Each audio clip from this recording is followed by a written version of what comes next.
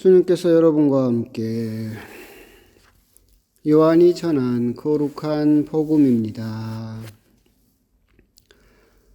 그때 마리아는 무덤 밖에 서서 울고 있었다. 그렇게 울면서 무덤 쪽으로 몸을 굽혀 들여다보니 하얀 옷을 입은 두 천사가 앉아 있었다. 한 천사는 예수님의 시신이 놓였던 자리 머리맡에, 다른 천사는 발치에 있었다.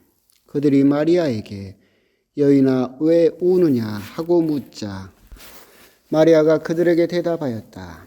누가 저의 주님을 꺼내갔습니다. 어디에 모셨는지 모르겠습니다. 이렇게 말하고 나서 뒤로 돌아선 마리아는 예수님께서 서 계신 것을 보았다. 그러나 예수님이신 줄은 몰랐다.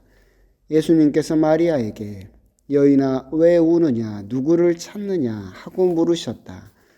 마리아는 그분을 정원지기로 생각하고 선생님께서 그분을 옮겨가셨으면 어디에 모셨는지 저에게 말씀해 주십시오. 제가 모셔가겠습니다. 하고 말하였다. 예수님께서 마리아야 하고 부르셨다. 마리아는 돌아서서 히브리 말로 라쁘니 하고 불렀다. 이는 스승님이라는 뜻이다. 예수님께서 마리아에게 말씀하셨다. 내가 아직 아버지께 올라가지 않았으니 나를 더 이상 붙들지 마라. 내 형제들에게 가서 나는 내 아버지시며 너희의 아버지신 분, 내 하느님이시며 너희의 하느님이신 분께 올라간다 하고 전하여라. 마리아 막달레나는 제자들에게 가서 제가 주님을 배웠습니다 하면서 예수님께서 자기에게 하신 이 말씀을 전하였다. 주님의 말씀입니다. 참 예수님 부활 기쁨 잘 또 느끼셨고 지니고 계십니까? 부활 8부 축제 8일 축제 중에서 오늘은 화요일 복음이죠. 오늘 복음에 나오는 마리아, 그러니까 모든 복음에서 부활하신 예수님을 최초로 만난 사람은 다른 어떤 제자도 아니고 여성이었던 마리아가 예수님을 최초로 만나게 되죠. 이 마리아는 우리가 보통 말하는 마리아 막달레나, 막달라의 마리아를 이야기를 하고 있고, 여러분들이 이제 조금 혼동하실 수도 있는데, 이렇게 마리아라고 불려지는 여성은 복음에 이제 성모님 빼고, 다른 마리아 빼고, 이렇게 예수님을 끝까지 사랑할 수 있었던 마리아라고 한다면 한 3명 정도가 있잖아요. 그러니까 간음한 죄를 지었다가 돌로 맞아 죽을 뻔했던, 그렇지만 예수님께 용서를 받았던 죄 지었던 여성, 이 마리아 막달레나라고 생각하는 사람도 있을 것이고, 또는 소생했던 라자로의 누이 동생 마리아, 베다니아의 마리아가 또 마리아 막달레나가 아닌가라고 생각할 수도 있을 테지만, 이 두 사람이 마리아 막달레나는 아닙니다. 그건 확실하고, 그래서 루카복음에 따르면 이 마리아 막달레나는 예수님께서 그 속에 들었던 7 악한 영을 몰아내 주시고 그 뒤로 예수님을 계속해서 이렇게 뒷바라지하고 따랐던 마리아. 그러니까 그 당시에는 여성으로서요, 제자로서 인정을 받지 못했지만 어떤 제자보다도 예수님을 믿고 따르던, 끝까지 변화하지 않고 십자가 밑에까지 갔었고, 그래서 예수님의 부활을 맨 처음 만났던 여성으로서의 사도. 그래서 성인들이 이야기할 때 사도들 중에서 사도, 단 한 번도 흔들리는 믿음을 보여준 적이 없는 마리아 막달레나가 무덤 앞에서 울고 있었고, 그때 예수님께서 부활하셔서 다른 제자들에게는 갈릴레아에서 보자 그래 놓고는 당신은 울고 있는 마리아 막달레나가 짠해서 그 앞에 나타나서 왜 우느냐 누구를 찾느냐라고 이야기를 하고 계시죠. 참 예수님은 부활하신 뒤에도 참 눈물에는 약하시다라고 하는 것을 또한 알 수 있죠. 울고 있으니까 짠하고 안쓰러워서 못 떠나고 기어코 마리아에게 그 모습을 보여주고 계십니다. 그런데 마리아는 예수님을 알아보지 못하죠. 알아보지 못하는데 정원적인 줄로 생각을 했어요. 여기에서 우리가 생각할 수 있는 부분은 그거죠.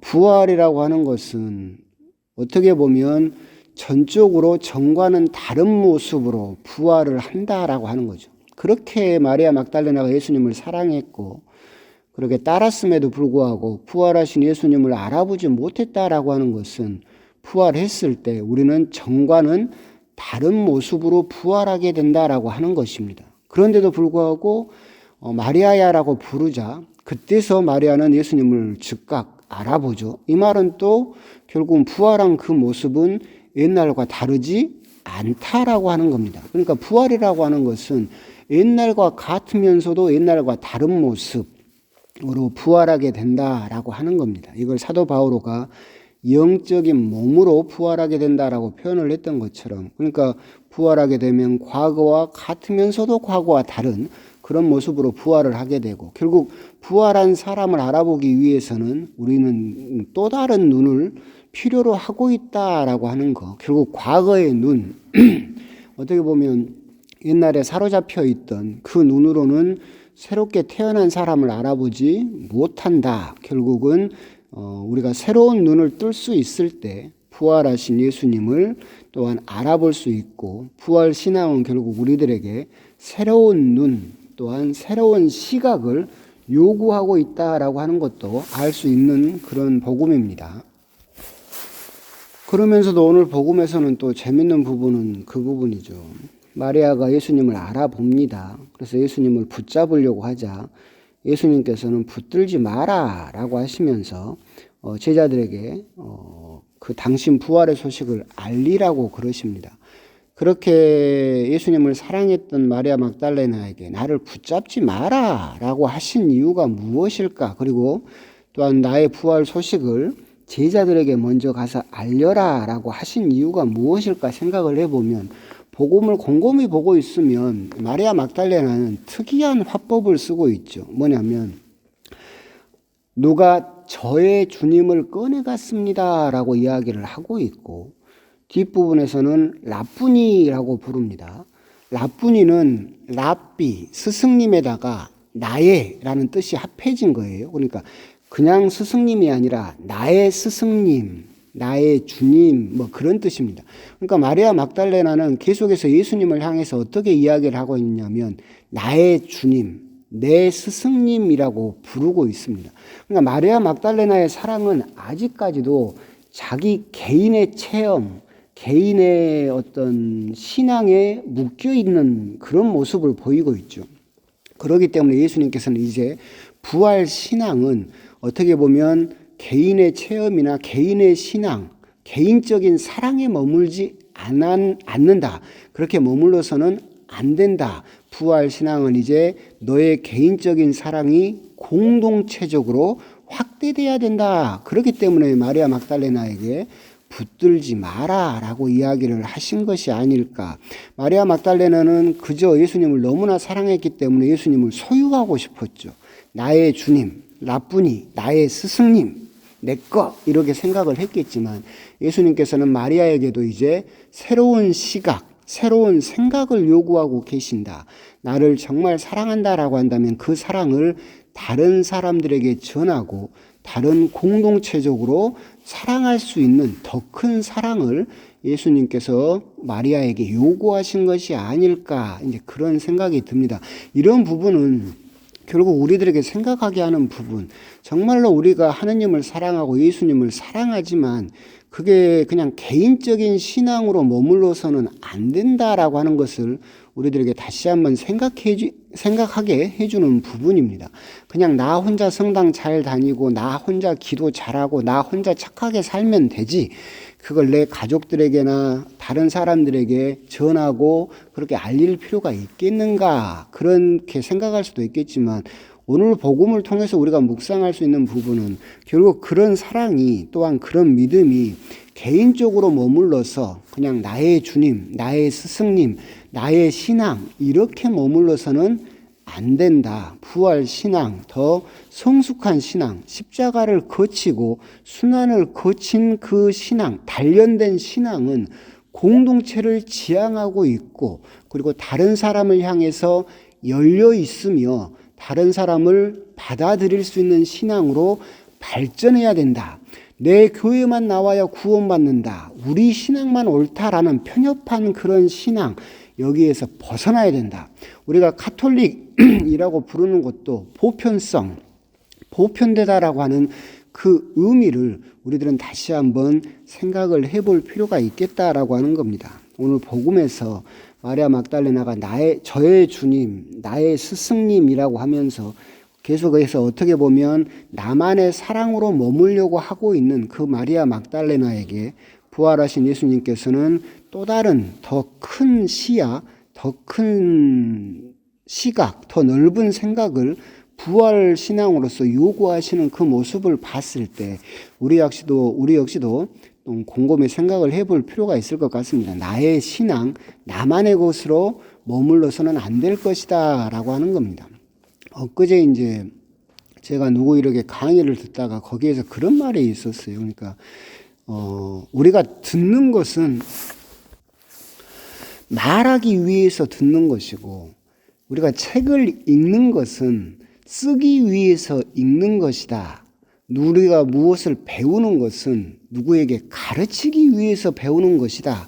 우리가 평생을 그냥 배우기만 하고 듣기만 하고 읽기만 하는 것으로 만족해서는 안 된다.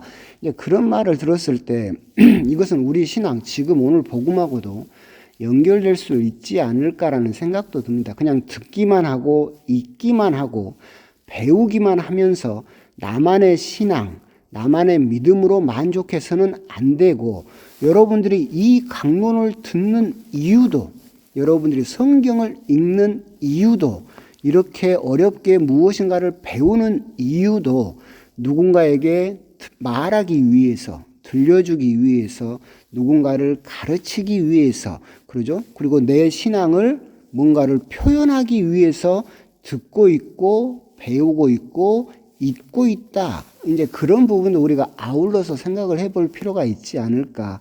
계속 듣기만 하고 배우기만 하고 읽기만 하면서 그냥 내 신앙, 나만의 믿음으로 멈추어서는 안 된다라고 하는 거, 그런 부분도 오늘 복음을 통해서 한번 곰곰이 생각을 해보셨으면 좋겠습니다. 그래서 나의 주님, 나만의 주님에서 우리 주님, 우리의 하느님으로 조금 더 공동체적으로 확장되고 성숙되어 가야 된다라고 하는 거, 그것을 예수님께서 그토록 사랑하셨던 마리아 막달레나에게 요구하고 계신다라고 하는 거, 그런 부분을 또 곰곰이 묵상을 해보셨으면 좋겠습니다. 부활 8부 축제 오늘 화요일 또 오늘 하루 잘 마무리하시고, 또 부활하신 예수님께서 여러분들에게 정말 기쁨을 주셨기를 바라고, 그 기쁨이 여러분 안에서 계속해서 생생하게 또한 요동치면서 살아있기를 또한 기도하겠습니다. 아멘. 강복드리겠습니다. 주님께서 여러분과 함께 전능하신 천주 성부와 성자와 성령께서는 이 강론을 듣는 모든 이에게 강복하시고 부활하신 주님의 은총을 베푸시어 길이 머물게 하소서. 아멘. 성부와 성자와 성령의 이름으로 아멘.